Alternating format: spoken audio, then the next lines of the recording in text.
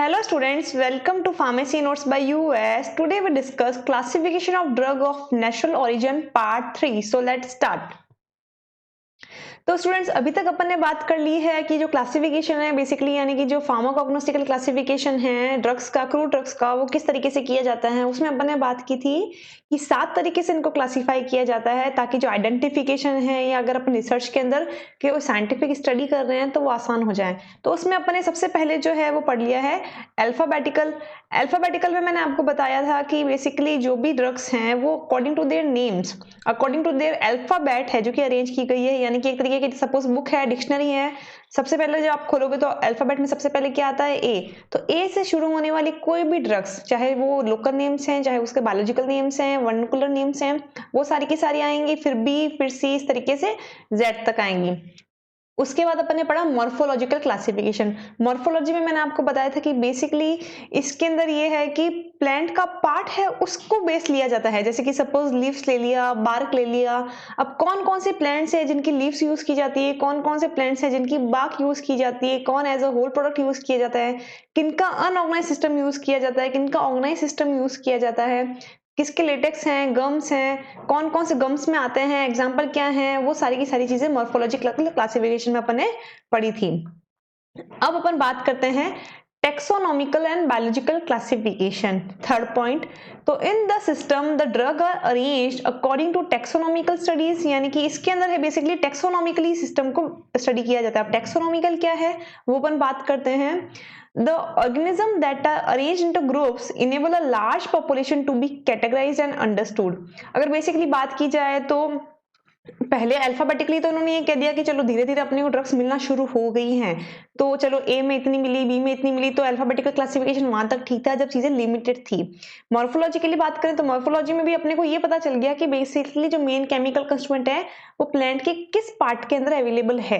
But जैसा कि धीरे धीरे रिसर्च करी तो वैसे वैसे पता चला कि एक ही प्लांट की काफी सारी स्पीसीज हैं, एक ही प्लांट की काफी सारी जनरेशन है, काफी सारी चीजें हैं जो कि एक प्लांट में खूब सारे प्लांट्स में सिमिलर है, फिर आगे जाके उसके अंदर कुछ डिफरेंट कैरेक्टरिस्टिक्स देखने को मिलते हैं। तो यानी कि एक तरीके से उनको एक ग्रुप्स में डिवाइड करना शुरू किया गया, एक साइंटिफिक ग्रुपिंग की गई, अरेंजमेंट किया गया जिसके अंदर उनको क्लासिफाई करने की कोशिश की गई, जहां पर सिमिलरिटीज को लेते हुए फिर आगे धीरे धीरे धीरे डिफरेंशिएट करने की कोशिश की गई। उसमें अगर अपन बात करें तो taxonomy began about 300 year before Christ by Theophrastus which is known as father of botany. यानी कि सबसे पहले जो अगर बात करें टेक्सोनॉमी की यानी कि एक साइंटिफिक स्टडी जिसमें अरेंजमेंट ऑफ ड्रग या क्लासिफिकेशन ऑफ ड्रग्स के बारे में बात की गई वो की थी थियोफ्रेटस ने, जिसे अपन फादर ऑफ बॉटनी भी कहते हैं। बट अगर अपन बात करेंगे फाउंडर ऑफ टेक्सोनॉमी कौन है तो वो आज भी फादर ऑफ टेक्सोनॉमी कैरोलियस लीनियस को जाना जाता है, जिन्होंने 1707 से 1778 में रिसर्च की थी। उन्होंने जो क्लासिफिकेशन है जो बायोलॉजिकल सिस्टम को क्लासिफाई करने में हेल्प की थी वो की थी कैरोलियस लीनियस ने। अब बात करते हैं कि इनको किस तरीके से क्लासिफाई किया जाता है। तो जैसे कि अपन बात कर रहे हैं क्रूड ड्रग की। अब क्रूड ड्रग के अंदर अपन ने 3 चीजों की बात की है, प्लांट किंगडम की बात की है, एनिमल की है और मिनरल्स को भी अपन ने इसके अंदर इन्वॉल्व किया है। तो बेसिकली अगर अपन बात करें क्लासिफिकेशन की, ह्यूज वैरायटी में अपने को कौन मिलता है, ऑब्वियस है एनिमल्स एंड प्लांट्स। तो इनके अंदर सिमिलरिटीज से डिफरेंसेस को लेते हुए क्लासिफाई करना, दिस इज टेक्सोनॉमी। अब इन्हें क्या क्या कहा गया, किस किस तरीके से उनको डिफाइन किया गया, कैटेगरी किस किस तरीके से क्रिएट की गई, उसके अगर अपन बारे में बात करें तो सबसे पहले किंगडम कौन है। आप प्लांट किंगडम की बात कर रहे हो या फिर एनिमल किंगडम की बात कर रहे हो, देन अगर प्लांट किंगडम है तो उसका जो सब ग्रुप आएगा यानी कि उसके नीचे जो डिवीजन है this is known as division. पर एनिमल की बात आएगी तो वहां फाइलम कहा जाएगा। फिर क्लास कौन सी है और ऑर्डर, फैमिली क्या है, जीनस क्या है, स्पीसीज क्या है। अब ये सब चीजें क्या क्या हैं वो अपन और डिटेल में बात करेंगे। बेसिकली प्लांट टेक्सोनॉमी क्यों की जाती है, इसका रीजन क्या है अगर अपन रीजन की बात करें। सो टू अरेंज एलिमेंट्स और taxa of plant into more systematic manner so that they can be better understood and could be use easily and more effectively. यानी कि बेसिकली जो अरेंजमेंट है यानी कि कहीं ना कहीं कहने का मतलब ये कि क्लासिफिकेशन क्यों किया जाता है और क्लासिफिकेशन के अंदर भी टेक्सोनॉमिकल क्लासिफिकेशन का क्यों प्रेफरेंस है। मेन रीजन यही है कि जो प्लांट है उनको मोर सिस्टमेटिक मैनर में डालना। अब मोर सिस्टमेटिक मैनर के अंदर कैसे, जैसे एक पर्टिकुलर प्लांट है उसके अंदर ये प्रॉपर्टी है, इस प्लांट में भी ये प्रॉपर्टी, तो दोनों की कॉमन प्रॉपर्टी हो गई तो वो चीज कॉमन में आ गई, फिर नीचे ये चीज डिवाइड हो गई तो अपने के लिए क्या इजी हो गया कि हाँ भाई ये 2 या 3 प्लांट ऐसे हैं जिनके अंदर ये प्रॉपर्टी कॉमन है, आगे इनकी स्पीसीज या जीनस है जो कि डिवाइड होती है। इनका ऑर्डर सेम है या इनकी जो फैमिलीज हैं वो सेम है, इनमें वो सेम प्रॉपर्टीज पाई जाती हैं, but they are different on the species and genus. So that's why it could be easy to understood by the one particular arrangement. तो टू अरेंज डेटा और information and knowledge about plants, साथ ही साथ जो भी plants हैं उनकी अपने को नॉलेज इन्फॉर्मेशन साथ साथ मिलती है कि भाई एक ही कैटेगरी की, एक ही फैमिली की कौन कौन सी ड्रग्स हैं, एक ही तरीके के ऑर्डर की कौन कौन सी फैमिलीज हैं. इस तरीके से क्या होगा, चीज़ें धीरे धीरे नैरो होंगी तो चीज़ों को सिमिलरिटी के बेस पे आसानी से समझा भी जा सकता है. Then, to indicate the source and genetic relationship, phylogenetic, ancestry and origin of plant. साथ ही साथ सोर्स क्या है, कहाँ से वो चीज़ मिल रही है, वो भी अपने को पता चलता है. क्यों? क्योंकि जब ऑर्डर सेम होगा, वो उन चीज़ों की फैमिली सेम हो रही है, तो कहीं ना कहीं अपने को ये पता चल रहा है कि the origin is also same. But धीरे धीरे वो चीज़ें हैं जो कि कैटेगराइज होती जा रही हैं. साथ ही साथ उनकी जो फाइलोजेनेटिक है, यानी कि जो जेनेटिक रिलेशनशिप्स हैं आपस में, वो क्या है.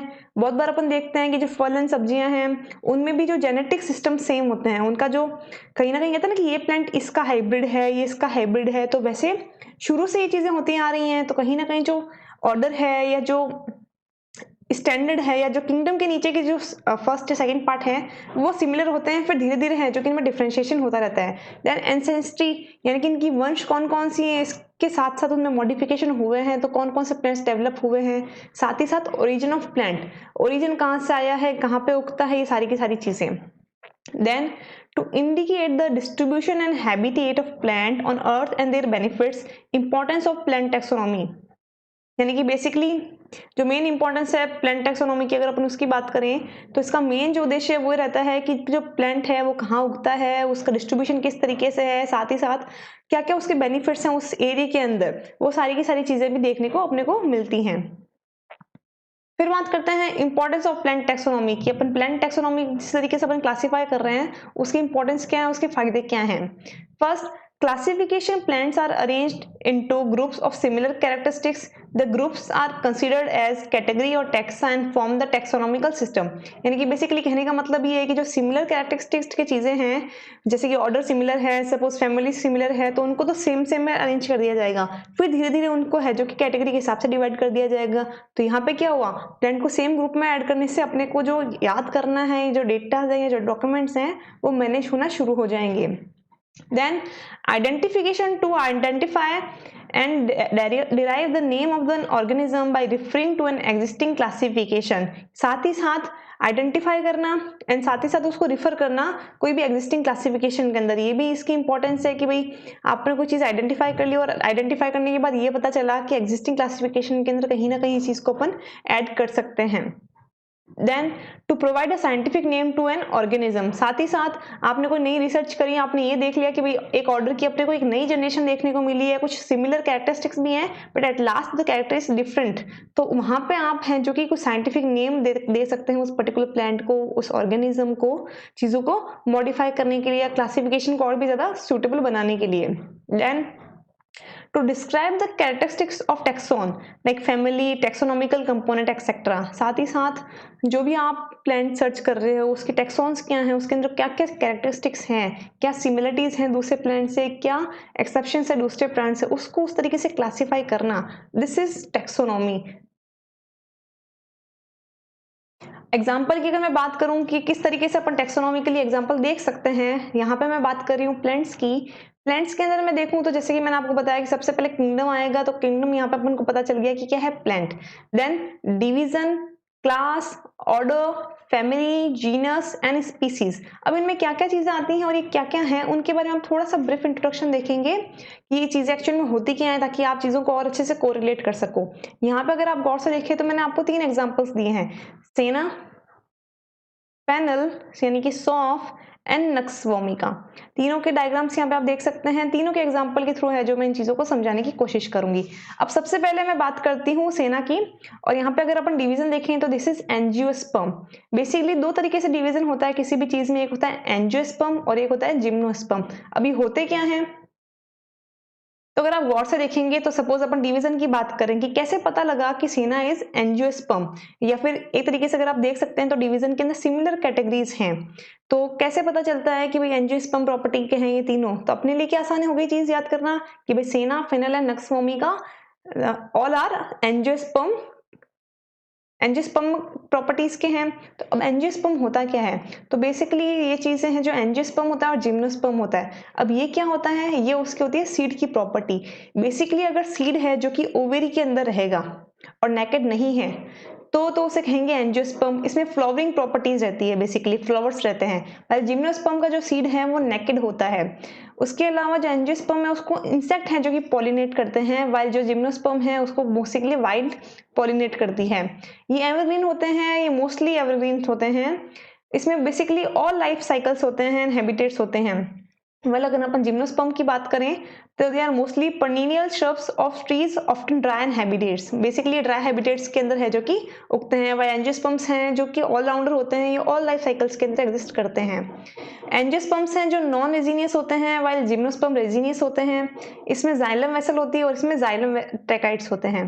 तो बेसिकली कहने में अगर एक प्रॉपर आप डिफरेंस देखें तो आपको ये ध्यान रखना है कि एंजियोस्पर्म फ्लावरिंग प्रॉपर्टी वाले होते हैं, साथ ही साथ इनका जो सीड होता है वो ओवेरी के अंदर होगा, यानी कि जब फटेगा तो एक फ्लावर की तरह निकलेगा।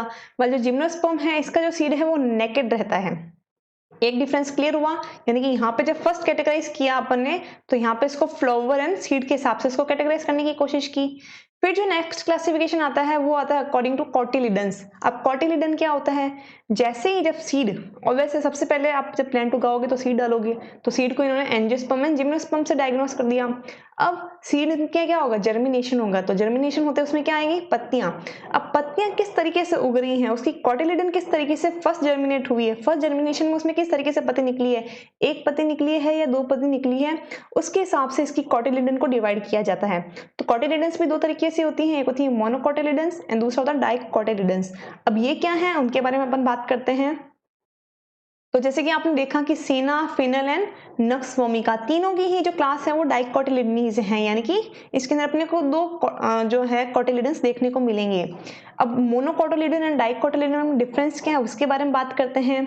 तो जैसे कि आप देख रहे हैं जो सीड है मोनोकोट का वो बेसिकली वन कोटिलिडन का होता है, वन ही इसके अंदर आपको आफ्टर जर्मिनेशन लीफ देखने को मिलेगी। बट डाइकोट के अंदर इस तरीके से डाई सेगमेंट आपको देखने को मिलेगा। रूट्स की बात करें मोनोकॉट की तो इट इज फाइब्रस रूट होती है, वाइल डाइकोट की एक टैप रूट होती है। वस्कुलर की बात करें मोनोकॉट में तो बेसिकली स्कैटर्ड रहते हैं, वाइल डाइकोट में रिंग्ड रहते हैं। यानी कि एक तरीके से अपन कह सकते हैं कि अपन धीरे धीरे चीजों को नैरो करते हुए जा रहे हैं, फिर लास्ट में अपन उन चीजों को डिफरेंशिएट कर दिया। अब क्या हुआ, एक स्टैंडर्ड कैटेगरी में कॉमननेस के कारण अपन को चीजें आसानी से याद भी होने लग गई, और अपन अगर कोई भी चीज को देखेंगे तो उसके अंदर प्रॉपर्टीज क्या, उसके आधार पर उसका डिवीजन और क्लास अपन खुद भी निर्धारित कर सकते हैं। फिर बात करूं मोनोकॉट की तो बेसिकली जो मोनोकॉट की लीफ है इस तरीके से पैरेलल होती हैं, सिंगल रहती हैं। वाइल डाइकॉट की बात करें तो इस तरीके से हैं, वेन्स के रूप में है जो कि डिवाइडेड रहेंगी, यानी कि दोनों तरफ से इस तरीके से रहेंगी। फिर अगर मैं बात करूं ऑर्डर की तो भाई ऑर्डर कहाँ से आया, तो अगेन अगर आप गौर से देखें तो ऑर्डर का मेन तरीके से ये हो गया कि हाउ टू स्मेल या फिर उसकी प्रॉपर्टीज क्या हुई।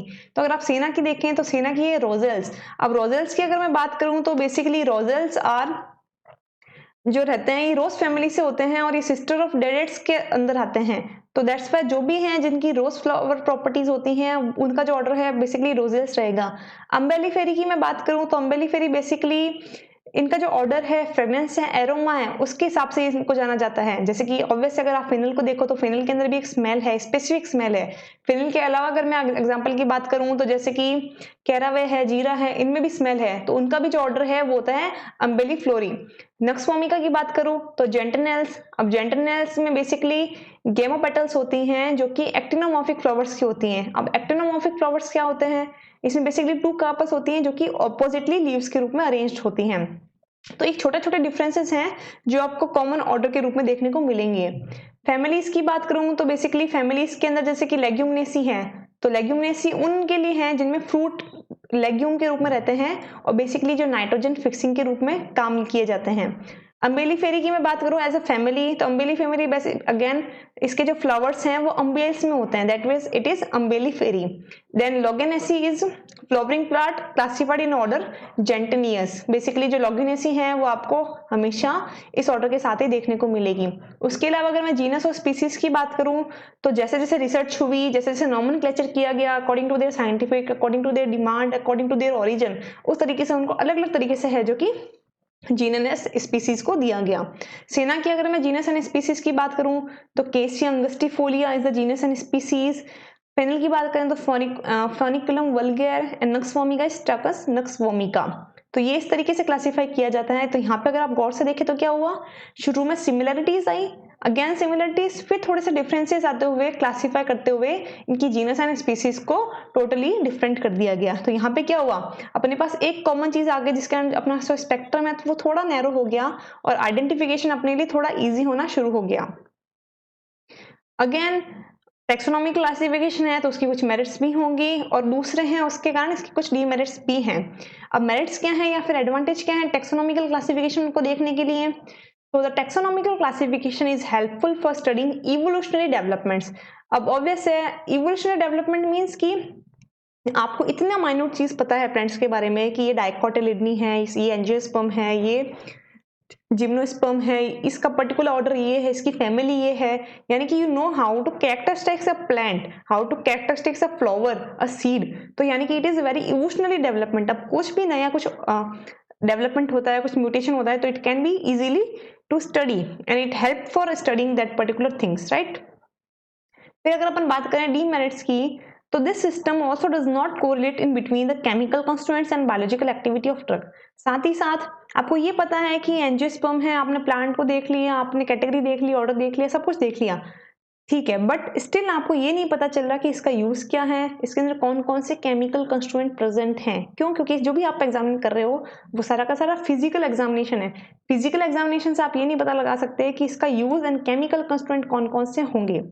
दूसरे डीमेरिट्स की मैं बात करूं तो this systems of classification is also criticised for its failure to recognise the organised and unorganised nature of crude drug. Again drug crude है या सॉरी ऑर्गेनाइज्ड नेचर है या फिर अनऑर्गेनाइज्ड नेचर है, ये भी अपन को इस क्लासिफिकेशन के थ्रू पता नहीं लग सकता।